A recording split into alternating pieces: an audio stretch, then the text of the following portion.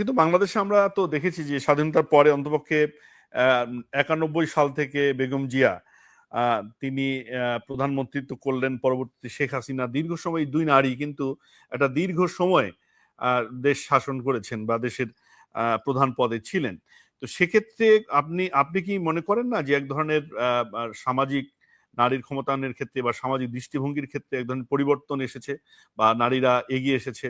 আজকে যে আপনি যে কথা বলছেন, মানে তার সেই সে কারণেই আপনি হয়তো কথা বলতে পারছেন বা আপনাদের মতো নারীরা সামনে এগিয়ে এসেছে। মানে ওই যে দুজন প্রধান পদে থেকে নেতৃত্ব দিলেন, এর সামাজিক ইম্প্যাক্টটা বা রাজনৈতিক ইম্প্যাক্টটা কি পড়েছে বলে আপনি মনে করেন? বাংলাদেশের প্রথম নারী প্রধানমন্ত্রী ছিলেন আপসীন নেত্রী বেগম খালেদা জিয়া। জি।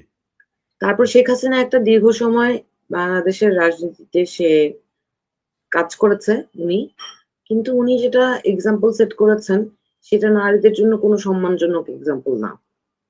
সুতরাং মানে বেগম খালেদা সেটা জিয়াকে কি আমরা যেরকম স্বৈরতান্ত্রিকতার দেখেছি, কথা বলছেন যে সেটি তো একটা শাসক হিসেবে স্বৈরতান্ত্রিকতার একটা আপনি যদি বলতে পারেন, কিন্তু মানে নারীদের অবশ্যই উনি ক্ষমতায়নের ক্ষেত্রে মানুষকে, তার মানুষের পদক্ষেপ। মতামতকে, মানুষের মতামতকে, জনগণের এবং নাগরিকের অধিকারকে তিনি খর্ব করেছেন।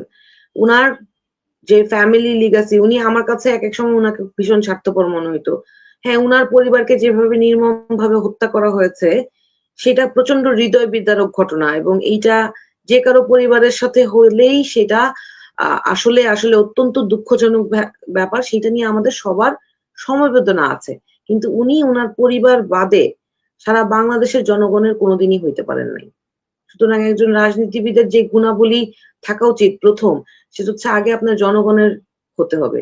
আপনি শুধু পরিবারের মধ্যে যদি আবদ্ধ থাকেন তাহলে আপনি শুধু নিজের ওই যে লুটপাটের রাজনীতিতে উনি ওনার পরিবারকেই সাথে রেখেছেন। এর বাইরে উনি জনগণের জন্য কোনো কিছুই করেন নাই। উনি নিজের ক্ষমতা এবং নিজের পরিবার এর মধ্যেই উনি সীমাবদ্ধ ছিলেন। তো শেখ হাসিনাকে নিয়ে আলাপ করে লাভ নাই। আর আসলে উনি বাংলাদেশে ফিরে আসুক, আমি ভারত শেখ আমাকে হাসিনা মানে শাসক হিসেবে বলছি না, যে নারী হিসেবে এই যে বাংলাদেশের 2 দশকে মানে প্রায় 30 বছর, মানে আমাদের বেগম জিয়া বিভিন্ন সময় 3 বারের প্রধানমন্ত্রী ছিলেন, শেখ হাসিনা তো ছিলেনই। মানে সেটির কোনো ইম্প্যাক্ট আমাদের নারী ক্ষমতায়নের ক্ষেত্রে বা নারীদের অগ্রাধিকারের ক্ষেত্রে অবশ্যই, পড়েছে? অবশ্যই বেগম খালেদা জিয়াকে আপামর জনতা, সারা বাংলাদেশের মানুষ, বিশেষ করে নারীরা আইডলাইজ করে, কারণ উনি সেই মানুষ যিনি জীবদ্দশায় স্বামী হারিয়েছেন, সন্তান হারিয়েছেন।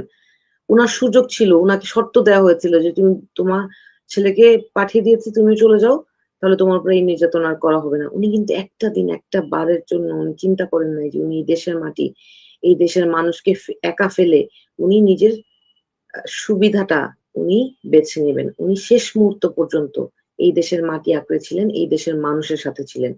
সুতরাং বাংলাদেশে যদি নারী হিসেবে রাজনৈতিক নেতৃত্বে আসতে হয়, অবশ্যই আপনাকে বেগম খালেদা জিয়ার মতোই হতে হবে। উনার যে ভাষার ব্যবহার ছিলেন, দুইজন নেত্রীর ভাষার ব্যবহারের একেবারে আসমান জমিন পার্থক্য। এই কারণেই দুইজনকে সম্মানের জায়গা। বেগম জিয়া যদি জীবনে কোনো, আল্লাহ মাফ করুক, ভুলও করে থাকেন, মানুষ কিন্তু তাকে কখনোই সেই ভুলের কথা, আমি জানি না আমার জীবদ্দশায় আমি মনে করতে পারবো কিনা আমি জানি না, কারণ উনি যে উনার তার আচার তার ব্যবহারে মৃত্যুর পর আমরা দেখেছি জানা যায় মানুষের যে ভালোবাসার যে নমুনা আমরা সেটা এইটা দেখেছি। এইটা উনি আপা উনি উনি একেবারে আর্ন করে নিয়েছিলেন। হ্যাঁ, তো শেখ হাসিনা এটা লস করেছে। শেখ হাসিনা আহ সুযোগ থাকতে সেই সুযোগটা সে ক্ষমতার লোভে নষ্ট করেছে। জি, আপা আমরা শেষ করব, কিন্তু আপনি একাই বলছেন আমাদের মাঝে বিএনপির নারী সংসদ সদস্য হিসেবে মনোনীত হয়েছেন সংরক্ষিত আসনে। হেলেন জেরিন খান আপা উপস্থিত থাকার কথা ছিলেন, আমরা জানি না তিনি কেন জয়েন করতে পারলেন না। তো আপনাকে আর বেশি কষ্ট দিব না, একটু জানতেই চাইবো যে বর্তমান সময়ে নারীরা কেমন আছে, মানে এবং আমরা দেখেছি, একটু যুক্ত করি যে 2024 সনে যে আগস্টে জুলাই যে আন্দোলন হলো, অভ্যুত্থান হলো, সেখানে কিন্তু নারীদের ব্যাপক অংশগ্রহণ, স্বতঃস্ফূর্ত অংশগ্রহণ, বিভিন্ন পর্যায়ের বিভিন্ন সেক্ট থেকে নারীরা কিন্তু অংশগ্রহণ করেছিল।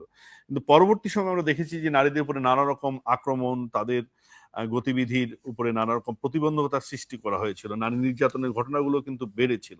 মানে সেই জায়গাটাকে আপনি কিভাবে মূল্যায়ন করছেন? বর্তমান সময়ে নারীরা কেমন আছে?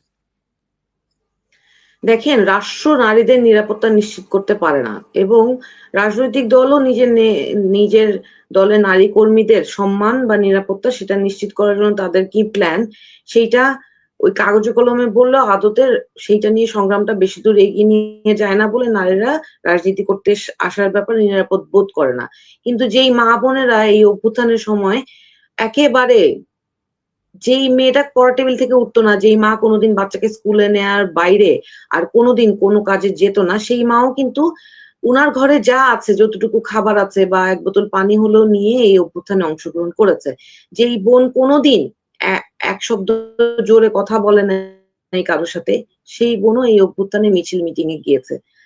তো আমরা তাদের ধরে রাখতে পারিনি, এটা আমাদের ব্যর্থতা। এটা রাজনৈতিক দলগুলো না, শুধু সামগ্রিকভাবে সামাজিক যে বাস্তবতা এবং রাষ্ট্র কাঠামোতে যে নিরাপত্তাহীনতা, এটার কারণে আমরা তাদের রাজনীতির মাঠে ধরে রাখতে পারিনি। কিন্তু ওই যে বললাম যে এখন সবাই রাজনীতি সচেতন, আমরা নারীরা ঘরে বসে আছি বলে আপনারা যা খুশি তা বলবেন, আমাদের নিরাপত্তা, আমাদের ভবিষ্যতে উন্নয়নের জন্য আপনারা সঠিক পদক্ষেপ নিবেন না, আমাদেরকে শুধু অর্নামেন্টাল পোস্ট দিয়ে বসিয়ে রাখবেন, এই চিন্তা যদি আপনারা করতে থাকেন, তাহলে কিন্তু ভুলে যাবেন না যে বাংলাদেশের নাগরিক 51% নারী। সুতরাং আমাদের মূল্যায়ন না করলে ভবিষ্যতে আমরাও আপনাদের সেভাবেই মূল্যায়ন করব। জি, অসংখ্য ধন্যবাদ আপা, আপনাকে অসংখ্য ধন্যবাদ জানাচ্ছি যে আজকে আপনি সময় দিয়েছেন এবং ভবিষ্যতের আয়োজনগুলোতে আপনি থাকবেন। আপনি যেটি বলেছেন সেই কথা দিয়ে শেষ করতে চাই, আপনার কথা দিয়ে, যে নারীরা যেন সংসদে অলংকার না হয়, রাজনীতিতে যেন নারীরা অলংকার না হয়, তারা যেন তাদের যথাযোগ্য মর্যাদা এবং অধিকার প্রয়োগ করতে পারে, এবং কারো অনুগ্রহ বা কারো সুবিধা নিয়ে যেন না এগোয়।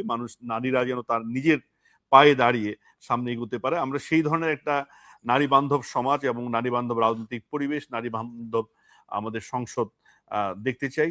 আপনাকে অসংখ্য ধন্যবাদ জানাচ্ছি। দর্শক যারা ছিলেন সকলকে ধন্যবাদ ধন্যবাদ জানিয়ে শেষ আপনাকে। করছি। সকলে ভালো থাকবেন। শুভরাত্রি।